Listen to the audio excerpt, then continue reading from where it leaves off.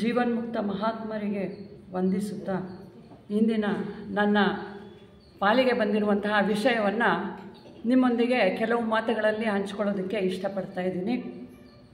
ಒಂದು ಬಟ್ಟೆ ಮಾಡಬೇಕು ಅಂದರೆ ಎಷ್ಟೊಂದು ದಾರಗಳು ಬೇಕು. ಆಗಲೇ ಯಮುನಾ ಮ್ಯಾಮ್ ಹೇಳ್ತಾಯಿದ್ರು, ಒಂದು ದೇವಸ್ಥಾನಕ್ಕೆ ಎಷ್ಟೊಂದು ಕಂಬಗಳಿರುತ್ತೆ, ಯಾವುದೇ ಒಂದು ಕಂಬನ ನಾವು ತೆಗೆದು ಪಕ್ಕ ಇಡೋದಕ್ಕಾಗಲ್ಲ. ಹಾಗೆ ನಾವು ಒಂದು ಬಟ್ಟೆ ತೊಗೋಬೇಕಾದ್ರೆ ಇಲ್ಲೊಂದು ಎಳೆ ಇಲ್ಲ ಅಂದ್ಬಿಟ್ಟು ಇದು ಡ್ಯಾಮೇಜ್ ಅಂತ ಇಟ್ಬಿಟ್ಟು ಬಂದುಬಿಡ್ತೀವಿ, ಹೌದಲ್ವ? ಒಂದು ಸುಂದರವಾದ ಬಟ್ಟೆ ಆಗಬೇಕಂದ್ರೆ ಎಲ್ಲ ನೂಲಿಗೂ, ಒಂದು ದೇವಸ್ಥಾನ ಆಗಬೇಕಂದ್ರೆ ಎಲ್ಲ ಕಂಬಕ್ಕೂ ಎಷ್ಟೊಂದು ಉದಾಹರಣೆ ಕೊಡ್ಬೋದು. ಹೀಗೆ ಪ್ರತಿಯೊಂದು ತನ್ನದೇ ಆದಂತಹ ಪಾತ್ರವನ್ನು ವಹಿಸಿ ಅದನ್ನು ನೆರವೇರಿಸಿದ್ರೇ ಎಲ್ಲ ಕೆಲಸ ಚೆನ್ನಾಗಾಗೋದು. ಒಂದು ಕಾರ್ಯಕ್ರಮವನ್ನೇ ನಾವು ತಗೊಳ್ಳಿ, ಅದು ಸುಸೂತ್ರವಾಗಿ ಆಗಬೇಕಂದ್ರೆ ಅವರವ್ರ ಕೆಲಸನ ಕಾಲಕ್ಕೆ ಸರಿಯಾಗಿ ಎಲ್ಲ ಮಾಡಬೇಕು. ಹೀಗೆ ನಮ್ಮ ಥಿಯಾಸಫಿಕಲ್ ಸೊಸೈಟಿಯ ಆರಂಭದ ಒಂದು ಚಳುವಳಿಯನ್ನು ನಾವು ನೋಡಿದಾಗ ಹಲವಾರು ಹೆಸರುಗಳು ನಮ್ಮ ಕಣ್ಮುಂದೆ ಬರುತ್ತೆ. ಬೆಳಗ್ಗೆಯಿಂದ ನಾವೆಲ್ಲ ಇಲ್ಲೆಲ್ಲ ತೋರಿಸಿದ್ರು ಯಾರ್ಯಾರು ನಮ್ಮ ಈ ಚಳುವಳಿಯಲ್ಲಿ ಇದ್ದಾರೆ, ಏನೇನೆಲ್ಲ ಮಾಡಿದ್ರು ಅಂತ ನಮ್ಮ ಸಹೋದರಿಯರು ಹೇಳಿದ್ರು, ಜ್ಯೋತಿ ಮ್ಯಾಮ್ ಹೇಳಿದ್ರು, ಎಲ್ಲ ಎಷ್ಟೊಂದು ವಿಷಯಗಳನ್ನು ನಮಗೆ ಕೊಟ್ಟರು. ಇಂತಹ ಒಂದು ಹೆಸರಲ್ಲಿ ಆಗಲೇ ಹೇಳಿದ್ದಾರೆ ನಮ್ಮ ಅಕ್ಕ ಅವರು. ನನ್ನ ಇಂದಿನ ವಿಷಯ ನನಗೆ ಬಂದಿರೋದು ಟಿ ಸುಬ್ಬಾರಾವ್, ಅಂದರೆ ತಲ್ಲಪ್ರಗಡ ಸುಬ್ಬಾರಾವ್ ಇವರ ಹೆಸರು. ಇವರನ್ನು ಪ್ರೀತಿಯಿಂದ ಗೌರವದಿಂದ ಸ್ವಾಮಿ ಸುಬ್ಬಾರಾವ್ ಎಂದು ಕರೀತಾ ಇದ್ದರು. ನೋಡಿ, ಯಾರ್ಯಾರನ್ನೋ ಸ್ವಾಮಿ ಅಂತ ಹೇಳಲ್ಲ, ಇವರನ್ನು ಸ್ವಾಮಿ ಅಂತ ಹೇಳಿ ಸಂಬೋಧನೆಯನ್ನು ಮಾಡ್ತಾಯಿದ್ರು. ಆಗಲೇ ಮೇಡಮ್ ಹೇಳಿದ್ರು, ಅಂದರೆ ಸೀಕ್ರೆಟ್ ಡಾಕ್ಟ್ರಿನನ್ನು ಅವರು ಬರೆದು ಕರಡನ್ನು ತಿದ್ದುಪಡಿ ಮಾಡೋದಕ್ಕೆ ಕೊಟ್ಟಂತಹ ವ್ಯಕ್ತಿ ಸುಬ್ಬಾರಾವ್ ಅವರು. ಅಂದರೆ ಅವರು ವ್ಯಕ್ತಿತ್ವ ಎಂಥದ್ದಾದರೆ ಅಂತಹ ಮೇರು ಕೃತಿಯನ್ನು ಅವರಿಗೆ ಕೊಟ್ಟರು ಅನ್ನೋದನ್ನು ನಾವು ಇಲ್ಲಿ ಯೋಚನೆ ಮಾಡಬಹುದು. ಆದರೆ ನಾನು ಮೊದಲು ಅವರ ಒಂದು ಚಿಕ್ಕ ಕುಟುಂಬದ ಒಂದು ಪರಿಚಯವನ್ನು ಮಾಡಿಕೊಟ್ಬಿಟ್ಟು ಮುಂದಿನ ವಿಷಯಕ್ಕೆ ಹೋಗ್ತೀನಿ. ಇವರು ಹಳೆಯ ಮದ್ರಾಸ್ ಪ್ರಾಂತ್ಯದ, ಅಂದರೆ ಬ್ರಿಟಿಷರು ನಮ್ಮನ್ನು ಆಳಬೇಕಾದ್ರೆ ನಮ್ಮ ಇಂಡಿಯಾನ 3 ಪ್ರಾಂತ ಮಾಡಿರ್ತಾರೆ, ಬಾಂಬೆ, ಕಲ್ಕತ್ತಾ ಮತ್ತು ಚೆನ್ನೈ, ಅಂದರೆ ಮದ್ರಾಸು. ಈ ಮದ್ರಾಸು ಪ್ರಾಂತ್ಯದ ಗೋದಾವರಿ ಜಿಲ್ಲೆಯ ಕಾಕಿನಾಡದಲ್ಲಿ ಜುಲೈ 7, 1856ರಲ್ಲಿ ಜನಿಸ್ತಾರೆ. ಹಾಗೆ ಹೆಸರು ಪಡೆದ ತೆಲುಗು ಬ್ರಾಹ್ಮಣ ಕುಟುಂಬದಲ್ಲಿ ಇವರು ಹುಟ್ಟಿರ್ತಾರೆ. ಇವರು ನಮಗೆಲ್ಲ ಗೊತ್ತು, ಆಗ ಬ್ರಾಹ್ಮಣರು ಅಂದರೆ ಎಷ್ಟು ಅವರು ಕಟ್ಟುನಿಟ್ಟಾಗಿ ಅವರ ಒಂದು ಸಂಪ್ರದಾಯಗಳನ್ನು ಅವರು ಪಾಲಿಸ್ಕೊಂಡು ಬರ್ತಾಯಿದ್ರು ಅಂತ. ಅಂತಹ ಒಂದು ಕುಟುಂಬದಲ್ಲಿ ಇವರು ಜನಿಸಿ ಬಂದವರು. ಇವರ ತಾತ ಜಿಲ್ಲಾ ಶಿರಸ್ತೇದಾರ ಆಗಿರ್ತಾರೆ, ಅಂದರೆ ಒಳ್ಳೆಯ, ಆಗಲೇ ಸಹೋದರಿ ಅವರು ಹೇಳ್ತಾಯಿದ್ರು, ಇಂಗ್ಲೀಷ್ ಒಂದು ಆಡಳಿತದಲ್ಲಿ ನಮ್ಮ ಹಿಂದೂಗಳಿಗೆ ಅವ್ರು ಯಾವಾಗಲೂ ಕೊಡ್ತಿದ್ದು ಯಾವ ಪೋಸ್ಟ್ ಅಂದರೆ ಕ್ಲರಿಕಲ್ ಪೋಸ್ಟ್ ಅಷ್ಟೇ. ಅಂತಹ ಒಂದು ಪರಿಸ್ಥಿತಿ ಇದ್ದಾಗ ಒಳ್ಳೆಯ ಹುದ್ದೆಗಳನ್ನು ಇವರು ತಗೋಬೇಕಂದ್ರೆ ಇವರ ವ್ಯಕ್ತಿತ್ವ ಎಂಥದ್ದು ಅನ್ನೋದನ್ನು ನಾವು ಒಮ್ಮೆ ಯೋಚನೆ ಮಾಡಬೇಕು. ಇವ್ರ ತಾತ ಒಳ್ಳೆಯ ಹುದ್ದೆಯಲ್ಲಿರ್ತಾರೆ. ಇವರ ಸೋದರ ಮಾವ ದಿಗವಲ್ಲಿ ವೆಂಕಟ ಶಿವರಾಮ್, ಇವರು ಪೀಠಾಪುರಂ ಸಂಸ್ಥಾನದ ದಿವಾನರಾಗಿರ್ತಾರೆ. ಇಂತಹ ಒಂದು ಕುಟುಂಬದಲ್ಲಿ ಇವರ ಜನನ ಆಗಿರುತ್ತೆ. ಇವರ ತಂದೆಯವರ ಹೆಸರು ವೀರ ವೆಂಕಟ ನಾರಾಯಣ. ಇವರು ಆ ಮಗು ಹುಟ್ಟಿದ ಒಂದು 6 ತಿಂಗಳಿಗೆ ಈ ಲೋಕವನ್ನು ತ್ಯಜಿಸ್ತಾರೆ. ಆ 6 ತಿಂಗಳ ಮಗುವನ್ನು ನೋಡ್ಕೊಳ್ಳೋದಕ್ಕೆ ತಾಯಿ ತುಂಬ ಕಷ್ಟಪಡ್ತಾರೆ. ಆ ತಾಯಿಯನ್ನು ಮತ್ತು ಮಗುವನ್ನು ನೋಡ್ಕೊಳ್ಳೋದು ತಾಯಿಯ ಸಹೋದರ, ಅಂದರೆ ಸುಬ್ಬಾರಾವ್ ಅವರ ಸಹೋದರ ಮಾವ ಅವರನ್ನು ನೋಡ್ಕೊತಾ ಇರ್ತಾರೆ. ಈ ತಾಯಿ ಸೋದರ ಮಾವನ ಒಂದು ಪೋಷಣೆಯಲ್ಲಿ ಬೆಳೀತಾರೆ ನಮ್ಮ ಸುಬ್ಬಾರಾವ್ ಅವರು. ಇವರು ಅಲ್ಲಿ ಕಾಕಿನಾಡದಲ್ಲಿ ತಮ್ಮ ಅಂದರೆ ಶಿಕ್ಷಣವನ್ನು ಪೂರೈಸ್ತಾರೆ, ಮೆಟ್ರಿಕ್ಯುಲೇಷನ್ವರೆಗೂ. ಅಲ್ಲಿವರೆಗೂ ಅವರು ಒಂದು ಪ್ರತಿಭೆ ಆಗಲಿ ಅಥವಾ ಇನ್ನು ಬೇರೆ ಅವ್ರ ಬಗ್ಗೆ ಹೆಚ್ಚಿಗೆ ವಿಶೇಷತೆ ಏನೂ ಇರೋದಿಲ್ಲ. ಎಲ್ಲ ಸಾಮಾನ್ಯರಂತೆ ಅವರು ಓದ್ಕೋತಾರೆ, ಸ್ಕೂಲ್ಗೆ ಹೋಗ್ತಾರೆ, ಬರ್ತಾರೆ, ಮೆಟ್ರಿಕ್ಯುಲೇಷನ್ ಪಾಸ್ ಮಾಡ್ತಾರೆ. ಆಮೇಲೆ ಅವರು ಈಗಿನ ಚೆನ್ನೈ ಅಂದರೆ ಮದ್ರಾಸ್ ನಗರಕ್ಕೆ ಬರ್ತಾರೆ. ಅಲ್ಲಿ ಅವರು BAಗಾಗಿ ಯೂನಿವರ್ಸಿಟಿಯಲ್ಲಿ ಜಾಯಿನ್ ಆಗ್ತಾರೆ. ಅಲ್ಲಿ 1872ರಿಂದ 76ರವರೆಗೂ ಪ್ರೆಸಿಡೆನ್ಸಿ ಕಾಲೇಜಿನಲ್ಲಿ BAಯನ್ನು ಅಧ್ಯಯನ ಮಾಡಿ ನಂತರ ಅದರಲ್ಲಿ ಪದವೀಧರರಾಗ್ತಾರೆ. ಅಲ್ಲಿಂದ ಶುರು ಆಗುತ್ತೆ ಈ ಪ್ರತಿಭೆ ಮಿನುಗೋದಕ್ಕೆ.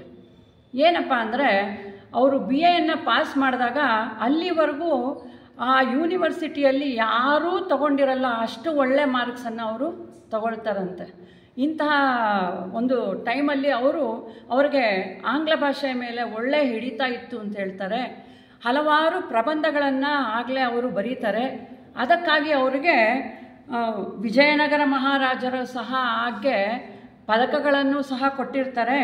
ಹಲವಾರು ಸಂಸ್ಥೆಗಳು ಇವರಿಗೆ ಅಂದರೆ ಪ್ರಬಂಧಗಳಿಗೆ ಸ್ಕಾಲರ್ಶಿಪ್ಗಳನ್ನು ಕೊಡ್ತಾರೆ. ಎಲ್ಫಿನ್ಸ್ಟನ್ ಅನ್ನುವಂತಹ ಒಂದು ಹಿರಿದಾದಂತಹ ಒಂದು ಸಹಾಯವೂ ಸಹ ಇವರಿಗೆ ಸಿಗುತ್ತೆ. 1876ರಲ್ಲಿ ಇವರ BA ಮುಗಿಯುತ್ತೆ. ಆದರೆ ಆಗ ಅಂದರೆ 18-19ನೇ ಶತಮಾನದಲ್ಲಿ ನಮ್ಮ ಹಿಂದೂ ಸಂಪ್ರದಾಯದಲ್ಲಿ ಬಾಲ್ಯ ವಿವಾಹ ನಡೀತಾ ಇತ್ತು. ಹಾಗೆಯೇ ಇವ್ರಿಗೂ ಸಹ ಬಾಲ್ಯ ವಿವಾಹ ಮಾಡಿರ್ತಾರೆ. ಯಾವುದೋ ಒಂದು ಚಿಕ್ಕ ವಯಸ್ಸಲ್ಲೇ ಮದುವೆ ಆಗಿಬಿಟ್ಟಿರುತ್ತೆ. ಆದರೆ 1866ರಲ್ಲೇ ಅವರ ಹೆಂಡತಿ ಆದವರು ಕಾಲರ ರೋಗ ಬಂದು ತೀರೋಗ್ಬಿಟ್ಟಿರ್ತಾರೆ. ಮತ್ತು 1876ರಲ್ಲಿ ಇವರ BA ಮುಗಿದ ಮೇಲೆ ಇವರಿಗೆ ಮತ್ತೆ ಸೋದರ ಮಾವನ ಮಗಳನ್ನೇ ಕೊಟ್ಟು ಮದುವೆ ಮಾಡ್ತಾರೆ. ಸುಂದರಮ್ಮ ಅಂತ ಅವರ ಹೆಸರು. ಅಲ್ಲಿ ಅವರು ಪದವಿಯನ್ನು ಪೂರ್ಣ ಮಾಡಿದ ಮೇಲೆ ಮಾಧವರಾವ್ ಅಂತ ಅವರು ಸಹ ಹಿರಿಯ ಥಿಯಾಸಫಿಸ್ಟ್. ಅವರು ಬರೋಡಾದಲ್ಲಿ ಕೆಲಸ ಮಾಡ್ತಾ ಇರ್ತಾರೆ, ಬ್ರಿಟಿಷ್ ಒಂದು ಆಡಳಿತದಲ್ಲಿ. ಅಲ್ಲಿ ಅವರು ರಿಜಿಸ್ಟ್ರಾರ್ ಆಗಿ ಹೈಕೋರ್ಟಲ್ಲಿ ಕೆಲಸ ಮಾಡುವಂಥ ಒಂದು ಅವಕಾಶವನ್ನು ಇವ್ರಿಗೆ ಒದಗಿಸ್ಕೊಡ್ತಾರೆ. ಆದರೆ ಕೆಲವು ವಿಧಿ ಏನಿರುತ್ತೆ ಅಂದರೆ ಅವರಿಂದ ಇನ್ಯಾವುದೋ ಕೆಲಸ ಆಗಬೇಕಂದ್ರೆ ನೀನು ಇಲ್ಲಿರೋದಲ್ಲ, ನೀನು ನಡಿ ಅಂತ ಹೇಳ್ಬಿಟ್ಟು ಮತ್ತೆ ಅವರು 1 ವರ್ಷ ಮಾತ್ರ ಅಲ್ಲಿ ಕೆಲಸ ಮಾಡ್ತಾರೆ. ಅವರು ಮತ್ತೆ ಮದ್ರಾಸಿಗೆ ಬರ್ತಾರೆ. ಬಂದು ಅಲ್ಲಿ ಕಾನೂನಿನ ವಿದ್ಯಾಭ್ಯಾಸ ಅಂದರೆ BL ಮಾಡ್ತಾರೆ 2 ವರ್ಷ. ಅದರಲ್ಲೂ ಸಹ ಇವರು 4ನೇ ಒಂದು ಸ್ಥಾನದಲ್ಲಿ ಉತ್ತೀರ್ಣರಾಗ್ತಾರೆ. ಆಯಿತಾ, ನಾನಿಲ್ಲಿ ಅದನ್ನು ನೋಟ್ ಮಾಡ್ಕೊಂಡಿಲ್ಲ. ಇವರ ಒಂದು ಜೀವನವನ್ನು ಓದಬೇಕಾದ್ರೆ ಅಲ್ಲಿ ನೆನಪು ಏನಪ್ಪ ಅಂದರೆ ಇವ್ರಿಗೆ ಒಂದು ಏನು ಅನುಭವನೇ ಇಲ್ಲದೆ ಇರುವಂತಹ ಒಂದು ವಿಷಯವನ್ನು ಇವರು ತಗೊಳ್ತಾರಂತೆ. ತಗೊಂಡ್ಬಿಟ್ಟು 1 ವಾರ ಓದಿ ಅವರು ಅದರಲ್ಲಿ ಸಿವಿಲ್ ಸರ್ವಿಸ್ ಎಕ್ಸಾಮಿನೇಷನ್ನ ಪಾಸ್ ಮಾಡ್ತಾರಂತೆ. ಅವರು ಪಾಸ್ ಆದಮೇಲೆ ಇವರ ಶಿಷ್ಯರು, ಇವ್ರಿಗೂ ಹಲವಾರು ಜನ ಶಿಷ್ಯರು ಇರ್ತಾರೆ. ಅವರಲ್ಲಿ ಒಬ್ಬರು ಅದನ್ನು ಮೆನ್ಷನ್ ಮಾಡಿದ್ದಾರೆ. ಏನಪ್ಪ ಅಂದರೆ ಅವ್ರಿಗೆ ಗೊತ್ತೇ ಇಲ್ಲದಂತಹ ಒಂದು ವಿಷಯವನ್ನು ತಗೊಂಡು ಅವರು ಓದಿ ಅಂತಹ ಉನ್ನತವಾದಂತಹ ಪರೀಕ್ಷೆಯನ್ನು ಪಾಸ್ ಮಾಡಿದ್ರು ಅಂತ. ಅಂದರೆ ನಾವಿಲ್ಲಿ ಏನು ಕೇಳಿದೆ ಅಂದರೆ ಅವರ ಪ್ರತಿಭೆ ಎಂಥದ್ದು, ಅದು ಸೂಕ್ತವಾಗಿರುವಂಥದ್ದು ಕ್ರಮೇಣ ನೋಡಿ ಹೇಗೆ ಹೊರಬರುತ್ತೆ. ಹೊರಬಂದ ಮೇಲೆ ಅವರು ಏನೆಲ್ಲ ಮಾಡ್ತಾರೆ ಅಂತ ಅಲ್ಲಿ ನೀವು ನೋಡಬಹುದು. ಸುಬ್ಬಾರಾವ್ ಅಂತ ಹೇಳಿ ಪಕ್ಕದಲ್ಲಿ ಬ್ರಾಕೆಟಲ್ಲಿ 1856ರಿಂದ 1890 ಅಂದರೆ 34 ವರ್ಷ ಮಾತ್ರ ಅವರ ಒಂದು ಜೀವನ. ಈ 34 ವರ್ಷದಲ್ಲಿ ಅವರು ಸಾಧನೆಯನ್ನು ನೋಡಿದ್ರೆ ಬಹಳಷ್ಟು. ಸ್ವಾಮಿ ವಿವೇಕಾನಂದರನ್ನ ನಾವು ನೋಡಿರ್ಬೋದು, ಸುಭಾಷ್ ಚಂದ್ರನ ನೋಡಿರಬಹುದು. ಎಷ್ಟು ಕಡಿಮೆ ವಯಸ್ಸಲ್ಲಿ ಅವರೆಲ್ಲ ಎಷ್ಟೊಂದು ಮಾಡಿರ್ತಾರೆ. ಅಂತಹ 2 ವಯಸ್ಸಾದರೂ ನಾವಿನ್ನೂ ಏನೂ ಮಾಡಿಲ್ಲ ಅಂತ ನಾವು ಅಂದ್ಕೊತೀವಿ. ಅಂದರೆ ಅವರೆಲ್ಲ ಕಾರಣ ಜನ್ಮೀಭೂತರು ಇದಕ್ಕೆ ಹೇಳ್ಬೋದು ಸಾಮಾನ್ಯವಾಗಿ. ಯಾಕೆಂದರೆ ಸ್ವಲ್ಪ ಸಮಯದಲ್ಲೇ ಹೆಚ್ಚಿಗೆಯನ್ನು ಅವರು ಸಾಧಿಸ್ತಾರೆ, ಎಲ್ಲರಿಗೂ ಕೊಟ್ಟು ಅದನ್ನು ಹೋಗ್ತಾರೆ. ಇವರು ಕಾನೂನು ಶಾಸ್ತ್ರವನ್ನು ಮುಗಿಸಿದ ಮೇಲೆ ಇಲ್ಲಿಂದ ಅವರ ಒಂದು ಹೊಸ ಅಧ್ಯಾಯ ಶುರು ಆಗುತ್ತೆ. ಅವರನ್ನು ಅಲ್ಲಿ ಹೈಕೋರ್ಟಲ್ಲಿ ವಕೀಲರಾಗಿ ನೇಮಿಸ್ತಾರೆ. ಅಲ್ಲಿ ಒಳ್ಳೆಯ ವೃತ್ತಿಯನ್ನು ಮಾಡ್ತಾರೆ, ಜನರಲ್ಲಿ ಒಳ್ಳೆಯ ಹೆಸರು ತಗೊಳ್ತಾರೆ. ಆಮೇಲೆ ಹಣವೂ ಸಹ ಬರುತ್ತೆ, ಹೆಸರು ಸಹ ಬರುತ್ತೆ. ಬಿಡುವಿಲ್ಲದ ಒಂದು ಕೆಲಸ, ಕೈತುಂಬ ಕೆಲಸ ಇವ್ರದ್ದಾಗುತ್ತೆ. ಆದರೆ ಇವರು 1890ರಲ್ಲಿ ಜೂನ್ 24ರಲ್ಲಿ ಮದ್ರಾಸಿನಲ್ಲಿ ಅತಿಯಾದಂತಹ ಒಂದು ಘೋರವಾದಂತಹ ಕಾಯಿಲೆಯೊಂದಿಗೆ ತಮ್ಮ ಪ್ರಾಣವನ್ನು ಬಿಡ್ತಾರೆ. ಇದಿಷ್ಟು ಇವರು ಒಂದು ಜೀವನದ ಒಂದು ಹಿಸ್ಟ್ರಿ. ಆದರೆ ಅವರ ಶ್ರೀಮತಿಗೆ ಇನ್ನೂ ಆಗ 24 ವರ್ಷ ಆಗಿರುತ್ತೆ, 24 ವರ್ಷ ಆಗಿರುತ್ತೆ. ಆಗ ಇವರೇನು ಹೇಳ್ತಾರೆ, ನೀನು ಒಂದು ಮಗುವನ್ನು ದತ್ತು ತಗೋ ಅಂತ ಹೇಳ್ತಾರೆ. ಅವರು ತಮ್ಮ ಸೋದರ ಮಾವನ ಸುಬ್ಬಾರಾವ್ ಅವರ ಅಣ್ಣನ ಮಗುವನ್ನೇ ದತ್ತು ತಗೊಳ್ತಾರೆ. ದುರಾದೃಷ್ಟವಶಾತ್ ಅಂದರೆ ಆ ಮಗು ಸಹ 16 ವರ್ಷ ಬದುಕಿ ನಂತರ ತೀರ್ಕೊಂಡ್ಬಿಡುತ್ತೆ. ಆದರೆ ಬಾಲ್ಯ ವಿವಾಹ ಅಲ್ವಾ, ಆ ಮಗುಗೂ ಆಗಲೇ ಮದುವೆ ಮಾಡಿಬಿಟ್ಟಿರ್ತಾರೆ. ಆ ಮಗು ಗಂಡ ಇಲ್ಲ ಅಲ್ಲ, ಮತ್ತು ಅವರು ಇನ್ನೊಂದು ದತ್ತು ಅಂತ ತಗೊಳ್ತಾರೆ. ಅವರು ಅವರ ಸಹೋದರ ಮಗನನ್ನು ತಗೊಳ್ತಾರೆ. ಆ ಮಗುಗೆ ಇದ್ದಂತಹ ಹೆಸರನ್ನು ತೆಗೆದು ಮತ್ತು ಸುಬ್ಬಾರಾವ್ ಅಂತಲೇ ನಾಮಕರಣ ಮಾಡ್ತಾರೆ, ಮರುನಾಮಕರಣ, ಇವರ ನೆನಪಿಗಾಗಿ. ಆದರೆ ಅಲ್ಲಿಂದ ಮುಂದೆ ಅವ್ರ ಫ್ಯಾಮಿಲಿ ಎಲ್ಲ ಥಿಯಾಸಫಿಸ್ಟರಾಗೆ ಬಾಳಿ ಬದುಕ್ತಾರೆ. ಅವರು ಒಳ್ಳೆಯ ಕೊಡುಗೆಗಳನ್ನು ನಮ್ಮ ಥಿಯಾಸಫಿಕಲ್ ಸೊಸೈಟಿಗೆ ಕೊಟ್ಟಿದ್ದಾರೆ. ಬೆಳಗ್ಗೆ ಮೇಡಮು ಸಹ ಹೇಳ್ತಾಯಿದ್ರು, ಈ ಸೊಸೈಟಿಗೆ ಯಾರು ಕೆಲಸ ಮಾಡಬೇಕು ಅಂದರೆ ಸದಸ್ಯರೇ. ಹಾಗೆ ಇವರ ಫ್ಯಾಮಿಲಿಯಲ್ಲಿ ಬಹಳಷ್ಟು ಜನ ಮೆಂಬರ್ಸ್ ಆಗಿ ಒಳ್ಳೆಯ ಕೆಲಸವನ್ನು ಸಹ ಮಾಡಿದ್ದಾರೆ. ಈಗ ಸುಬ್ಬಾರಾವ್ ಇವರು ಥಿಯಾಸಫಿಕಲ್ ಸೊಸೈಟಿಯ ಮೆಂಬರ್ ಹೇಗಾದರು, ಆಗಿ ಏನು ಮಾಡಿದ್ರು ಅನ್ನುವಂತಹ ಕೆಲವು ಅಂಶಗಳನ್ನು ನಾನು ಹಂಚ್ಕೋತೀನಿ.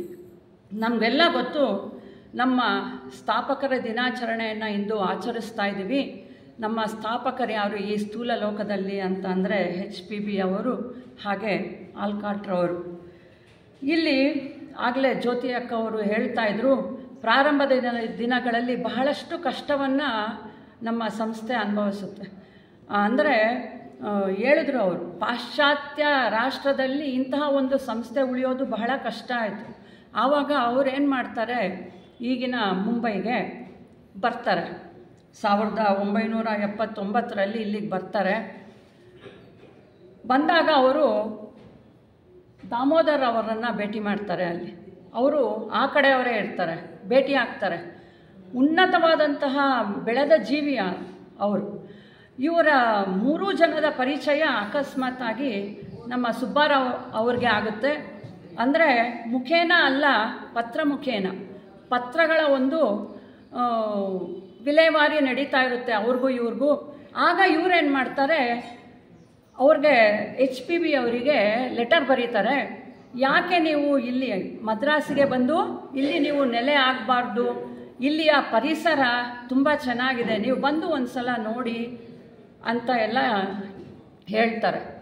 ಆ ಒಂದು ಇದನ್ನು ಆಲ್ಕಾಟ್ರವರು ಸಹ ತಮ್ಮ ಡೈರಿಯಲ್ಲಿ ಬರೆದುಕೊಂಡಿದ್ದಾರೆ. ಬಹುಶಃ ಅವರು ಅಲ್ಲಿ ವಾಸ ಮಾಡ್ತಾ ಇದ್ದಿದ್ದರಿಂದ ನಾವು ನಮ್ಮ ಹೆಡ್ ಕ್ವಾರ್ಟರ್ಸ್ನ ನಾವು ಅಡಿಯಾರಲ್ಲಿ ತೊಗೊಂಡು ಬಂದ್ವಿ. ಈ ಕೆಲಸಕ್ಕೆ ಅವರೇ ಮುಖ್ಯ ಕಾರಣ ಅಂತ ಹೇಳಿದ್ದಾರೆ. ಅವರು 1882ರಲ್ಲಿ ಫಸ್ಟು ಚೆನ್ನೈಗೆ ಬರ್ತಾರೆ. ಫೆಬ್ರವರಿ 3ರಂದು ಪತ್ರ ಬರೆದು ಹೇಳ್ತಾರೆ. ಆದರೆ ಅಷ್ಟರಲ್ಲಿ ಏಪ್ರಿಲ್ 23 ಆಗುತ್ತೆ. ನೋಡಿ, ಇವರು ಬ್ರಾಹ್ಮಣ ಕುಟುಂಬದಲ್ಲಿ ಹುಟ್ಟಿದಂಥವರು. ಇವರು ಕೆಲವು ನಿಯಮಗಳನ್ನು ತಮ್ಮ ಸ್ವತಃ ಹಾಕ್ಕೊಂಡು ಅದೇ ರೀತಿ ಪಾಲಿಸ್ತಾಯಿದ್ರು. ಅವರು ಚೆನ್ನೈಗೆ ಬಂದರಿನಲ್ಲಿ ಬಂದು ಇಳಿದಾಗ ಬೆಳಗ್ಗೆ 11 ಗಂಟೆ ಆಗಿತ್ತು. ಅಲ್ಲಿ ಶಿಪ್ಪಿಂದ ಕೆಳಗೆ ಬರೋದಕ್ಕೆ ಬಿಡಲಿಲ್ಲ, ಅಲ್ಲೇ ಇರಿ ಅಂತ ಹೇಳಿ. 4 ಗಂಟೆ ಆದಾಗ ಬಹುಶಃ ಟೈಮ್ ನೋಡ್ಕೋತಾ ಇದ್ರೋ ಏನೋ ಗೊತ್ತಿಲ್ಲ. 4 ಗಂಟೆ ಆದಮೇಲೆ ಅವರನ್ನ ಬರಮಾಡಿಕೊಂಡು ಒಳ್ಳೆಯ ಔತಣವನ್ನು ನೀಡ್ತಾರೆ. ಅಂದರೆ ನಾನು ಇದನ್ನು ಏನು ಕೇಳಿದೆ ಅಂದರೆ, ಇವ್ರಿಗೆ ತಮ್ಮದೇ ಆದಂತಹ ಒಂದು ಕೆಲವು ರೂಲ್ಸ್ ಇತ್ತು. ಇದು ಹೀಗೆ ಆಗಬೇಕು, ಇದು ಹೀಗಿಲ್ಲ ಅಂದರೆ ಅದು ಹಾಗೆ ಮಾಡಬಾರ್ದು. ಅವರು ಎಷ್ಟೇ ಸೊಸೈಟಿ ಮೆಂಬರ್ ಆಗಿದ್ದರೂ ಸಹ ಕೆಲವು ಅಂಶಗಳನ್ನು ನಾವು ಇಲ್ಲಿ ಗಮನಿಸಬೇಕು.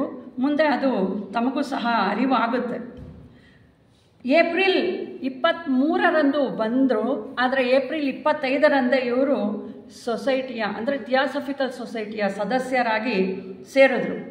ಇಲ್ಲಿಂದ ಅವರು ತಮ್ಮ ಥಿಯಾಸಫಿಕಲ್ ಸೊಸೈಟಿಯಲ್ಲಿ ತತ್ವಜ್ಞಾನದ, ತತ್ವಶಾಸ್ತ್ರದ, ನಿಗೂಢ ತತ್ವಶಾಸ್ತ್ರದ ಒಂದು ಪ್ರಯಾಣವನ್ನು ಪ್ರಾರಂಭ ಮಾಡಿದ್ರು. ಅವರು ಇಲ್ಲಿ ಬಂದ ಮೇಲೆ ಇಲ್ಲಿ ಸಹ ಒಂದು ಲಾಡ್ಜ್ ಇರಬೇಕು ಅಂತ ನಮ್ಮ ಸಂಸ್ಥಾಪಕರು ಯೋಚನೆ ಮಾಡಿಬಿಟ್ಟು ರಘುನಾಥರಾವ್ ಅಂತ ಆ ಟೈಮಲ್ಲಿ ಅವರು ಮದ್ರಾಸಿನಲ್ಲಿ ಜಡ್ಜ್ ಆಗಿರ್ತಾರೆ. ಅವರು ಮತ್ತು ಅವರನ್ನು ಅಧ್ಯಕ್ಷರನ್ನಾಗಿ ಸುಬ್ಬಾರಾವ್ ಅವರನ್ನು ಕಾರ್ಯದರ್ಶಿಯನ್ನಾಗಿ ಇಟ್ಟು ಒಂದು ಲಾಡ್ಜನ್ನು ಅಲ್ಲಿ ಪ್ರಾರಂಭ ಮಾಡ್ತಾರೆ. ರಘುನಾಥರಾವ್ ಅವರು ಸಹ ಉನ್ನತವಾದಂತಹ ಬೆಳೆದಂತಹ ವ್ಯಕ್ತಿಯಾಗಿರ್ತಾರೆ. ಬಹಳಷ್ಟು ಕಷ್ಟಪಟ್ಟು ಈ ಒಂದು ಲಾಡ್ಜ್ ಅಥವಾ ಈ ಒಂದು ಮೂಮೆಂಟ್ ಏನಿದೆ ಥಿಯಾಸಫಿಕಲ್ ಮೂಮೆಂಟ್ ಅದು ಬೆಳೆಯೋದಕ್ಕೆ ಅವರು ಸಹ ಒಂದು ಕಾರಣ ಆಗ್ತಾರೆ ಅಂತ ಹೇಳ್ತಾರೆ. ಇಲ್ಲಿ ಇನ್ನೂ ಒಂದು ಬಹಳ ಕುತೂಹಲಕಾರಿಯಾದಂತಹ ಸಂಗತಿ ಅಂದರೆ ಅಲ್ಲಿವರೆಗೆ ಸುಬ್ಬರಾವ್ ಅವರೊಂದಿಗೆ ಅಂದರೆ ನಮ್ಮ ಸಂಸ್ಥಾಪಕರ ಒಡನಾಟದಲ್ಲಿ ಬರುವವರೆಗೂ ಅವರಿಗೆ ತನ್ನಲ್ಲಿ ಒಂದು ಅರಿವಿಲ್ಲದೆ ಇರುವಂತಹ ಜ್ಞಾನ ಇದೆ, ಅದು ನನಗಿದೆ ಅನ್ನೋದು ಅವ್ರಿಗೂ ಸಹ ಗೊತ್ತಿರಲಿಲ್ಲ, ಈ ಪ್ರಪಂಚಕ್ಕೂ ಗೊತ್ತಿರಲಿಲ್ಲ. ಅಷ್ಟೇ ಏಕೆ ಹೆತ್ತ ತಾಯಿಗೂ ಸಹ ಆ ಮಾತು ಗೊತ್ತಿರಲಿಲ್ಲ. ಆಲ್ಕಾಟ್ರವರು ಒಮ್ಮೆ ಅವರ ತಾಯಿಯನ್ನು ವಿಚಾರ ಮಾಡ್ತಾರಂತೆ ಈ ಬಗ್ಗೆ, ಇವ್ರಿಗೆ ಹೆಂಗೆ ಬಂತು ಏನು ಅಂತ. ಅಂದರೆ ಅವ್ರು ಹೇಳ್ತಾರಂತೆ, ನಿಮ್ಮಿಬ್ಬರ ಪರಿಚಯ ಆಗೋವರೆಗೂ ಅವರು ಈ ಮಾತುಗಳನ್ನೇ ಆಡ್ತಿರ್ಲಿಲ್ಲ, ನಾನು ಒಂದು ಸಲಿನೂ ಕೇಳೇ ಇರಲಿಲ್ಲ ಅಂತ ಹೇಳ್ತಾರಂತೆ. ಅಂದರೆ ಅಂತಹ ಒಂದು ಜಗಳ ಆಡಿದ್ರೆ ಶ್ರೀಗಂಧದ ಜೊತೆ ಜಗಳ ಆಡಬೇಕು ಅಂತಾರೆ. ಯಾಕೆಂದರೆ ನಾವು ಸಹ ಅಂತಹ ಸುವಾಸನೆಯನ್ನು ಪಡ್ಕೋತೀವಿ ಅಂತ. ಅಂತಹ ಒಡನಾಟ ಎಷ್ಟು ಎಲ್ಲ ಏನು ಮಾಡುತ್ತೆ.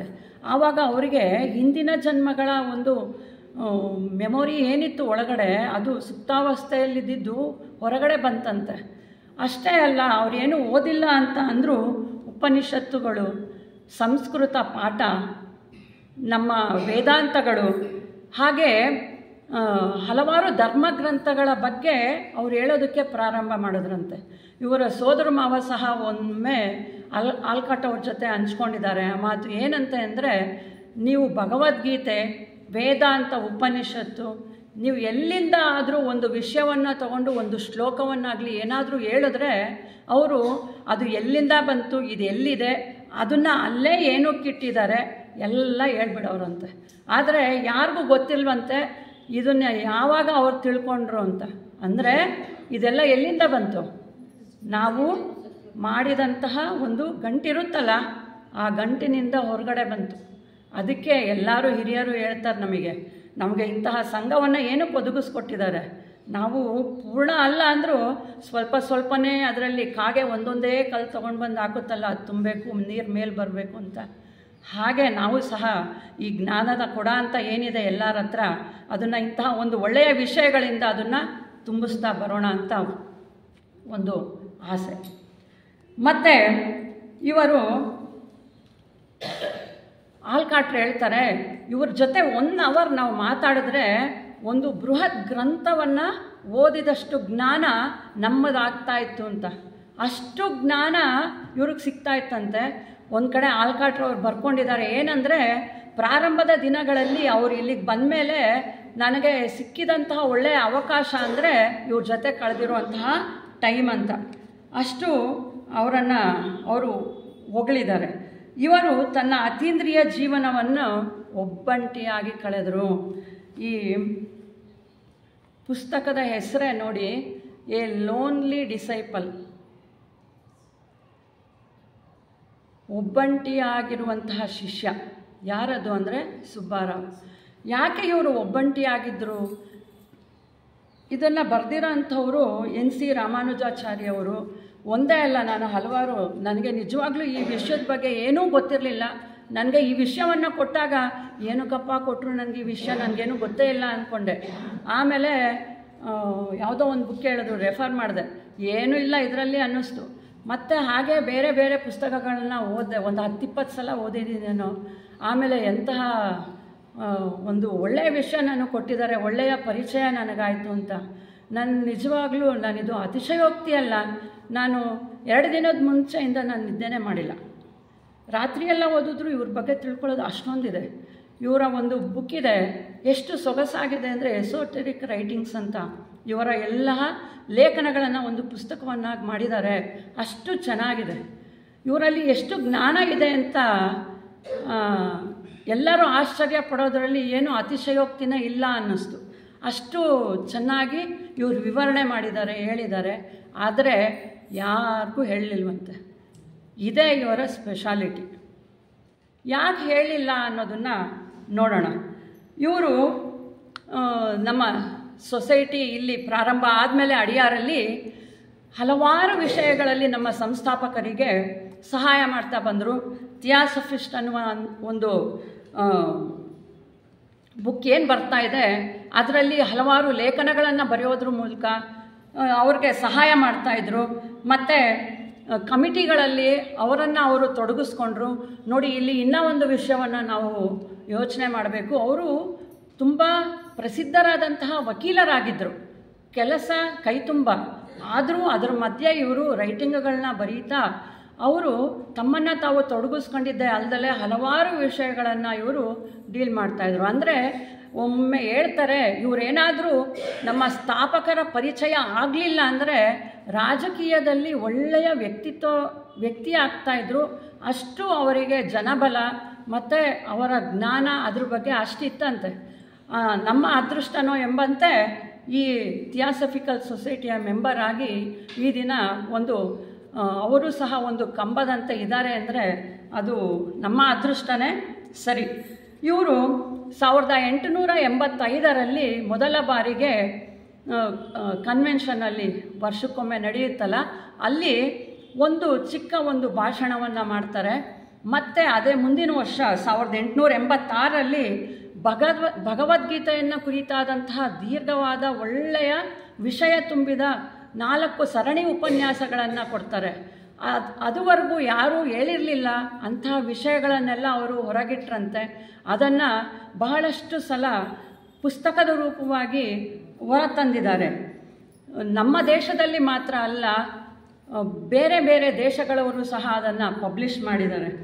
ಭಾರತದ ಪ್ರಾಚೀನ ಗ್ರಂಥಗಳ ಬಗ್ಗೆ ಅವರ ಆಳವಾದ ಜ್ಞಾನ ಮತ್ತು ನಿಗೂಢ ತಿಳುವಳಿಕೆ ಎಷ್ಟಿತ್ತಂದರೆ ಇವರ ಜ್ಞಾನದ ಕೆಲವು ವಿಷಯಗಳನ್ನು HBB ಅವರು ಸಹ ಸೀಕ್ರೆಟ್ ಡಾಕ್ಟ್ರಿನಲ್ಲಿ ಮೆನ್ಷನ್ ಮಾಡಿದಾರಂತೆ. ಅಷ್ಟೇ ಅಲ್ಲ, ಒಂದು ಕಡೆ ಇವರ ಹೆಸರನ್ನು ಸಹ ಅದರಲ್ಲಿ ಬರೆದಿದ್ದಾರೆ ಅಂತ ಹೇಳಿದ್ದಾರೆ. ಆದರೆ ನಮಗಂತೂ ಅದನ್ನು ಅರ್ಗಿಸ್ಕೊಳ್ಳೋದು ಅಲ್ಲ, ಅದನ್ನು ಮುಟ್ಟುವಂಥ ಶಕ್ತಿನೂ ಇಲ್ಲ. ಓದಿರುವಂತಹ ಹಿರಿಯರಿದ್ದರೆ ಅದು ನಿಮಗೆಲ್ಲ ಅದರ ಅರಿವು ಆಗಬಹುದು. ಅವರು ಅಲ್ಲಿ ನಮ್ಮ ಹಿಂದೂ ಧರ್ಮದ ಬಗ್ಗೆ ಮತ್ತು ಮೂಲ ಪ್ರಕೃತಿ ಅಂತ ಹೀಗೆ ಕೆಲವು ಅಂಶಗಳ ಬಗ್ಗೆ ಹೇಳಬೇಕಾದ್ರೆ ಇವರು ಹೇಳಿರುವಂತಹ ವಿಷಯಗಳನ್ನು ಆ ಉನ್ನತವಾದಂತಹ ಗ್ರಂಥದಲ್ಲೂ ಸಹ ಇವರು ಮೆನ್ಷನ್ ಮಾಡಿದ್ದಾರೆ. ಆದಾಗ್ಯೂ ಜನವರಿ 1885ರಲ್ಲಿ ಬೆಳಗ್ಗೆನೇ ಹೇಳಿದ್ರು, ಸೀಕ್ರೆಟ್ ಡಾಕ್ಟ್ರಿನ್ನ ಒಂದು ಯೋಜನೆಯನ್ನು ಅಂದರೆ ಅವರು ಒಂದು ಯೋಜನೆಯನ್ನು ತಯಾರಿಸಿದ್ರು. ತಯಾರಿಸಿದ್ದಾದಮೇಲೆ ಅದಕ್ಕೆ ಮಹರ್ಷಿಗಳು ಅನುಮತಿಯನ್ನು ಕೊಟ್ಟರು. ಯಾರಿಗೆ? HBB ಅವರಿಗೆ. ನೋಡಿ, ನೀವು ನಿಮ್ಮ ಕೆಲಸದಲ್ಲಿ ಇವರ ಸಹಾಯವನ್ನು ನೀವು ಪಡೀಬಹುದು ಅಂತ ಹೇಳಿದ್ರು. ಆದರೆ ಅವರು ಅದನ್ನು ಆ ಮಾತನ್ನ ಕೇಳಿಸ್ಕೊಂಡ್ಲೂ ಇಲ್ಲ. ಅಂದರೆ ಸುಬ್ಬಾರಾವ್ ಅವರ ಸಹಾಯಕ್ಕೆ ಹೋಗಲೇ ಇಲ್ಲ. ಸರಿ, ಬ್ಲವಾಡ್ಸ್ಕಿ ಅಮ್ಮ ಅವರೇ ಆ ಕೆಲಸವನ್ನು ಮಾಡಿ ಒಂದು ಹಸ್ತಪ್ರತಿಯನ್ನು ತಿದ್ದೋದಕ್ಕೆ ಕಳಿಸ್ತಾರೆ. ಅವರು ಮುಟ್ಟೋದು ಇಲ್ವಂತೆ, ಅದನ್ನು ನೋಡೋದು ಇಲ್ವಂತೆ, ಸುಮ್ಮನೆ ಇರ್ತಾರಂತೆ. ಆಮೇಲೆ ಇಲ್ಲ, ನೀವು ಇದನ್ನು ನೋಡಬೇಕು ಅಂತ ಹೇಳಿದಾಗ ಆಮೇಲೆ ಅವ್ರಿಗೆ ಅಷ್ಟೊತ್ತಿಗೆ ಬಂದು ಗುರುಗಳು ಹೇಳಿರ್ತಾರೆ, ನೀನು ಈ ಕೆಲಸವನ್ನು ಮಾಡಬೇಕು ಅಂತ. ನಾನು ಆಗಲೇ ತಮ್ಮಲ್ಲಿ ಹೇಳಿದೆ, ಇವ್ರದ್ದೇ ಬೇರೆ ಕ್ಯಾರೆಕ್ಟರು. ನಾನು ಸರಿ ಅಂದ್ಕೊಂಡಿದ್ದನ್ನು ನಾನು ಹಾಗೆ ಮಾಡ್ತೀನಿ ಅನ್ನೋ ಒಂದು ಕ್ಯಾರೆಕ್ಟರ್. ಗುರುಗಳು ಬಂದು ಹೇಳಿದ್ರು, ಇವರು ಒಪ್ಕೊಳ್ಳೋದಿಲ್ಲ. ಆದರೆ ಒಂದು ಕೆಲಸವನ್ನು ಮಾಡ್ತಾರೆ. ಅದೇನೆಂದರೆ, ನೀವು ಬರೆದಿರುವಂತಹ ಗ್ರಂಥ ಎಷ್ಟು ಅವ್ಯವಸ್ಥಿತವಾಗಿದೆ, ಅಲ್ಲಿ ವಿಷಯ ಮಂಡನೆ ಸರಿಯಾಗಿಲ್ಲ ಅಂತ 2 ಮಾತು ಮಾತ್ರ ಹೇಳ್ತಾರಂತೆ. ಎಲ್ಲ ನಂತರ ಬಂದಿರುವಂತಹ ನಮ್ಮ ಹಿರಿಯ ಥಿಯಾಸಫಿಸ್ಟರ್ಗಳು ಹೇಳ್ತಾರೆ, ಅವರು ಅವತ್ತು ಆ ಮಾತು ಹೇಳಲಿಲ್ಲ ಅಂದಿದ್ರೆ ಇವತ್ತು ಸೀಕ್ರೆಟ್ ಡಾಕ್ಟ್ರಿನ್ ಅಷ್ಟು ಮೇರುಕೃತಿ ಆಗ್ತಾ ಇರಲಿಲ್ಲ. ಅದನ್ನು HBB ಅವರು ಒಂದು ಧನಾತ್ಮಕವಾಗಿ ತಗೊಳ್ತಾರೆ. ಅವರಿಗೆ ಅವ್ರ ಮೇಲೆ ಅಷ್ಟು ಭಕ್ತಿ, ಅಷ್ಟು ಪ್ರೀತಿ ಇರುತ್ತೆ. ಯಾಕೆ ಅಂದರೆ ಅವರ ಜ್ಞಾನದ ಒಲವು ಅಷ್ಟಿರುತ್ತೆ. ಅಂತಹ ಜ್ಞಾನಿಗಳು ಆ ಥರ ಕಾಮೆಂಟ್ಸ್ ಕೊಡಬೇಕಾದ್ರೆ ಖಂಡಿತ ನಾನಿಲ್ಲಿ ತಪ್ಪು ಮಾಡಿದ್ದೀನಿ, ನನ್ನನ್ನು ನಾನು ತಿದ್ಕೋತೀನಿ ಅಂತ ಹೇಳಿ ಅವರು ಮತ್ತೆ ಛಲದಿಂದ ಹಠದಿಂದ ಮತ್ತೆ ಬರೆಯೋದಕ್ಕೆ ಸ್ಟಾರ್ಟ್ ಮಾಡ್ತಾರೆ. ಆಮೇಲೆ ಒಂದು ಉದ್ಗ್ರಂಥವನ್ನು ತೊಗೊಂಡು ಬರ್ತಾರೆ, ವಾಲ್ಯೂಮ್ 1 ವಾಲ್ಯೂಮ್ 2 ಹೀಗೆ ತೊಗೊಂಡು ಬರ್ತಾರೆ. ಅದಕ್ಕಾಗಿ ನಾವೆಲ್ಲ ಚಿರಋಣಿಗಳಾಗಿರಬೇಕು ಅಂತ ನಾನು ಹೇಳೋದಕ್ಕೆ ಇಷ್ಟಪಡ್ತೀನಿ. ಯಾಕಾಗಿ ಅವ್ರು ಇಷ್ಟಪಡಲಿಲ್ಲ ಅನ್ನೋದಕ್ಕೆ 2 ಕಾರಣ ಕೊಡ್ತಾರೆ. ಏನಂದರೆ, ಅವರು HPB ಅವರು ಆ ಬುಕ್ಕಲ್ಲಿ ಪ್ರಸ್ತಾಪಿಸಿರುವಂತಹ ಮಾನವನ ಸ್ವಭಾವದ 7 ತತ್ವಗಳು, ಮಾನವನ ಸ್ವಭಾವದ 7 ತತ್ವಗಳು ನಮಗೆಲ್ಲ ಪರಿಚಯ ಇದೆ ಅಲ್ವಾ. ಅವರು 7 ಸ್ವಭಾವ ಅಂತ ಹೇಳಿದ್ರು. ಸನಾತನ ಧರ್ಮಗಳಲ್ಲಿ ಇದನ್ನು ಎಲ್ಲೂ ಹೇಳೇ ಇಲ್ಲ ಅಂತ ಇವರು ಅದನ್ನು ಅಪೋಸ್ ಮಾಡಿದ್ರು. ಇವರು ಹೇಳಿರೋ ಅಂಥದ್ದು ಪ್ರಕಾರ ಇವರು ರಾಜಯೋಗವನ್ನು, ತಾರಕ ರಾಜಯೋಗವನ್ನು ಇವರು ಅವಲಂಬನೆ ಮಾಡಿದರು. ಅಂದರೆ ಶಂಕರಾಚಾರ್ಯರು ಗೊತ್ತಲ್ವ ನಮಗೆಲ್ಲ, ಆ ಶಂಕರಾಚಾರ್ಯರ ಮಠದ ಒಂದು ಪ್ರತಿನಿಧಿಯಾಗಿದ್ದರು ಇವರು. ಅವರ ಅದ್ವೈತ ಸಿದ್ಧಾಂತವನ್ನು ಇವರು ತಿಳ್ಕೊಂಡಿದ್ರು ಮುಂಚೆ. ಇಂತಹ ಒಂದು ಇವರ ಸ್ವಭಾವ ಇವರು ಹೇಳಿರೋದನ್ನು ಅಕ್ಸೆಪ್ಟ್ ಮಾಡಲಿಲ್ಲ. ಇವರು ಹೇಳಿದ್ರು, ಇಲ್ಲ ಅದು ತಪ್ಪು, 4 ಇರೋದು, ಆದ್ದರಿಂದ ಅದನ್ನು ನಾನು ಪ್ರಪೋಸ್ ಮಾಡಲ್ಲ, ಅದನ್ನು ನಾನು ಒಪ್ಕೊಳ್ಳಲ್ಲ ಅಂತ ಹೇಳಿದ್ರು. ಇದು ಒಂದು ಕಾರಣ. ಇಲ್ಲಿ ನಾವು ನೋಡಬೇಕು, ಇಬ್ಬರೂ ಸಹ ಒಂದು ತಕ್ಕಡಿಗೆ ಹಾಕಿದ್ರೆ ಯಾರು ಕೆಳಗೂ ಹೋಗಲ್ಲ, ಮೇಲೂ ಬರೋದಿಲ್ಲ, ಇಬ್ಬರೂ ಗಟ್ಟಿಗರೆ ಇಂಥ ಒಂದು ಜ್ಞಾನದಲ್ಲಿ. ಆದ್ದರಿಂದ ನೀನು ಇದು ಅಂದರೆ ಇಲ್ಲ, ನಾನು ಅದನ್ನು ಸರಿ ಮಾಡ್ತೀನಿ ಅಂತ ಇವರು ಮಾಡಿದ್ರು. ಹೀಗೆ ಒಟ್ಟಿನಲ್ಲಿ ಅದು ಬುಕ್ ಅಂತೂ ಹೊರಗೆ ಬಂತು. ಆಮೇಲೆ 2ನೇದು ರೀಸನ್ ಏನು ಅಂತ ಹೇಳ್ಬಿಟ್ಟು ಇವರ ಒಬ್ಬ ಶಿಷ್ಯ ಹೇಳ್ತಾರೆ, ತುಕಾರಾಮ್ ತಾತ್ಯ ಅನ್ನೋರು. ಅವ್ರು ಏನು ಹೇಳ್ತಾರೆ ಅಂದರೆ, ನೋಡಿ, ಕೆಲವೇ ಪವಿತ್ರಾತ್ಮರು ಮಾತ್ರ ತಿಳಿದಿದ್ದ ಅದರ ರಹಸ್ಯಗಳನ್ನು ಒಪ್ಪಲು ಜನರಿನ್ನೂ ಸಿದ್ಧರಾಗಿಲ್ಲದಿರುವುದು. ನಾವು ಯಾವುದಾದ್ರೂ ಒಂದು ವಿಷಯವನ್ನು ಪ್ರಪಂಚಕ್ಕೆ ಕೊಡಬೇಕಾದ್ರೆ ಅಲ್ಲಿರುವಂತಹ ಜನ ಅದನ್ನು ತಗೊಳ್ಳೋದಕ್ಕೆ ರೆಡಿ ಇರಬೇಕು. ಆವಾಗ ನಾವು ಕೊಟ್ಟರೆ ಅದು ಉಪಯೋಗ ಆಗುತ್ತೆ, ಇಲ್ಲಾಂದರೆ ಏನು ಪ್ರಯೋಜನ ಆಗಲ್ಲ ಅನ್ನೋದು ಇವರ ಒಂದು ಉದ್ದೇಶ ಆಗಿತ್ತು. ಅದಕ್ಕಾಗಿ ಅವರು ಅದನ್ನು ಮಾಡಲಿಲ್ಲ ಅಂತ ಈ 2 ರೀಸನ್ಸ್ನ ಕೊಡ್ತಾರೆ. ಆದರೆ ಮನಸ್ತಾಪ ಹೆಚ್ಚಾಗುತ್ತೆ. ಖಂಡಿತ ಇವರಿಬ್ಬರಿಗೆ ವೈಯಕ್ತಿಕ ಮನಸ್ತಾಪ ಏನೂ ಇರೋದಿಲ್ಲ. 3ನೇ ಅವರು ಇಬ್ಬರನ್ನೂ ದೂರ ಮಾಡ್ತಾರೆ. ಹಾಗಾಗಿ ಅವರು ಕೆಲವೇ ವರ್ಷಗಳಲ್ಲಿ ನಮ್ಮ ಥಿಯಾಸಫಿಕಲ್ ಸೊಸೈಟಿಯ ಸದಸ್ಯತ್ವಕ್ಕೆ ರಾಜೀನಾಮೆಯನ್ನು ಸಹ ಕೊಡ್ತಾರೆ ಸುಬ್ಬಾರಾವ್ ಅವರು. ಆದರೆ ಅದನ್ನು ನಾನು ತ್ಯಜಿಸಿದ್ದೀನಿ ಅಂತ ಅವ್ರು ದೂರ ಅಂತೂ ಉಳಿಲಿಲ್ಲ. ಅಡಿಯಾರ್ಗೆ ಬರ್ತಾಯಿದ್ರಂತೆ ಪ್ರತಿದಿನ. ಇಲ್ಲಿರುವಂತಹ ಥಿಯಾಸಫಿಸ್ಟ್ ಏನು ಪತ್ರಿಕೆ ಇದೆ ಅದಕ್ಕೆ ಬರಹಗಳನ್ನು ಬರೀತಾ ಇದ್ರಂತೆ. ಆಲ್ಕಾಟ್ ಅವ್ರನ್ನ ಮೀಟ್ ಮಾಡ್ತಾ ಇದ್ರಂತೆ, ಎಲ್ಲರನ್ನೂ ಮೀಟ್ ಮಾಡ್ತಾ ಇದ್ರಂತೆ. HPB ಅವರ ಬಗ್ಗೆ ಮುಂಚೆ ಯಾವ ರೀತಿ ಅಭಿಪ್ರಾಯಗಳನ್ನು ಹಂಚ್ಕೋತಾ ಇದ್ರು, ಆಮೇಲೂ ಸಹ ಅದೇ ರೀತಿ ಅಭಿಪ್ರಾಯಗಳನ್ನು ಹಂಚ್ಕೋತಾ ಇದ್ರು. ಇಲ್ಲಿ ಏನು ನೋಡ್ಬೋದು ಅಂದರೆ, ಇಬ್ಬರ ಒಡನಾಟಕ್ಕೆ ಏನೂ ಧಕ್ಕೆ ಇರಲಿಲ್ಲ. ಅದು ಕೇವಲ ಹೊರಗಿನ ಒಂದು ತೊಂದರೆಯಿಂದ ಮಾತ್ರ ಅವರು ಹೊರಗೆ ಬಂದಿದ್ದರು. ಆಮೇಲೆ ಕೆಲವು ಇವರ ಒಂದು ಇನ್ಫಾರ್ಮೇಷನ್ ಏನಂದರೆ, ಆವಾಗ ನಮ್ಮ ಹಿರಿಯರು ಆಗಲೇ ಅಕ್ಕ ಅವ್ರು ಹೇಳಿದ್ರು, ಪ್ರಾರಂಭದ ದಿನಗಳಲ್ಲಿ ಗುರುಗಳಿದ್ದಾರೆ ಅಂತ ಅಂದರೆ ಎಲ್ಲ ಸುಳ್ಳು ಇದು ಹೇಳ್ತಾ ಇರೋದು ಅಂತ ಹೇಳಿ ಎಷ್ಟು ಜನ ಪ್ರಚಾರ ಮಾಡಿ ಇವರು ಸುಳ್ಳು ಹೇಳ್ತಾ ಇದ್ದಾರೆ ಅಂಥೇಳಿ ಅದನ್ನು ತನಿಖೆಯನ್ನು ಮಾಡೋದಕ್ಕೆ ಸಹ ಕಮಿಟಿಗಳನ್ನು ಹಾಕಿ ಅದನ್ನು ಪ್ರೂವ್ ಮಾಡಿ ಅಂತ ಎಲ್ಲ ಕೇಳ್ತಾ ಇದ್ರಂತೆ. ಆವಾಗಲೂ ಸಹ ಹಲವಾರು ಸಹೋದರಿಯರು ನಮ್ಮ ಸೊಸೈಟಿಯ ಸದಸ್ಯತ್ವದಿಂದ ಹೊರಗೊಟ್ಟೋದ್ರಂತೆ. ಆದರೆ ಇವರು ಹಾಗೆ ಮಾಡಲಿಲ್ಲ. ಸದಸ್ಯತ್ವಕ್ಕೆ ರಾಜೀನಾಮೆಯನ್ನು ಕೊಟ್ಟರೂ ಸಹ ಇವರು ಹೇಳ್ತಾರಂತೆ, ಈಗ ಇರುವಂತಹ ಒಂದು ಪರಿಸ್ಥಿತಿಯಲ್ಲಿ ನಮಗೆ ಒಳ್ಳೆಯ ಮೆಟ್ಟಿಲು ಬೇಕು ಅಂತ ಅಂದರೆ ನಾವು ಥಿಯಾಸಫಿಕಲ್ ಸೊಸೈಟಿಯ ಧ್ಯೇಯಗಳನ್ನೇ ನಾವು ಅನುಸರಿಸಬೇಕು. ಇಲ್ಲಿ ಹೋದ್ರೇ ನಮಗೆ ಒಂದು ಗುರುಗಳ ಸಾನ್ನಿಧ್ಯ ಸಿಗುತ್ತೆ, ಸತ್ಯ ದರ್ಶನ ಆಗುತ್ತೆ ಅಂತ ಮಾತನ್ನು ಹೇಳಿದ್ದಾರೆ. ಇದು ಆಲ್ಕಾಟ್ ಅವರು ಹೇಳ್ತಾರೆ. ಏನು ಹೇಳಿದ್ದಾರೆ ಅಂದರೆ, ಅವರ ಈ ನಿರ್ಧಾರ ಮುಂದೆ ಬರುವಂತಹ ಯುವ ಪೀಳಿಗೆಗೆ ಒಂದು ಸಹಕಾರ ಅಂತ ಹೇಳಿದ್ದಾರೆ. ಅಂದರೆ ಅಷ್ಟು ಶಕ್ತಿ ಇದೆ ಇದರಲ್ಲಿ ಅನ್ನೋದನ್ನು ಇವರು ಎತ್ತಿ ತೋರಿಸಿದ್ರು.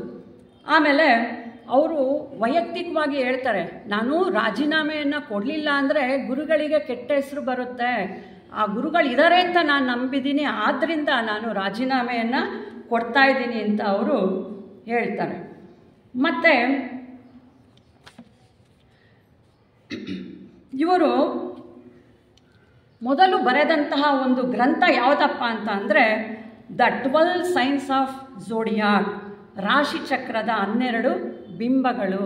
ನಮಗೆಲ್ಲ ಗೊತ್ತು ಅಲ್ವಾ, 12 ರಾಶಿಗಳಿದೆ ಅಲ್ಲ, ಅದರ ಬಗ್ಗೆ ಇವರು ಒಂದು ಪುಸ್ತಕವನ್ನು, ಲೇಖನವನ್ನು ಬರೀತಾರೆ. ಅದರಲ್ಲಿ ಏನು ಬರೆದಿದ್ದಾರೆ ಹಾಗಾದರೆ ಅಂದರೆ ಆಧ್ಯಾತ್ಮಿಕ ಮಹತ್ವ ಹಾಗೂ ಪ್ರಕೃತಿಯಲ್ಲಿನ ಶಕ್ತಿಗಳನ್ನು ಅವರು ವಿವರಿಸಿದ್ದಾರೆ.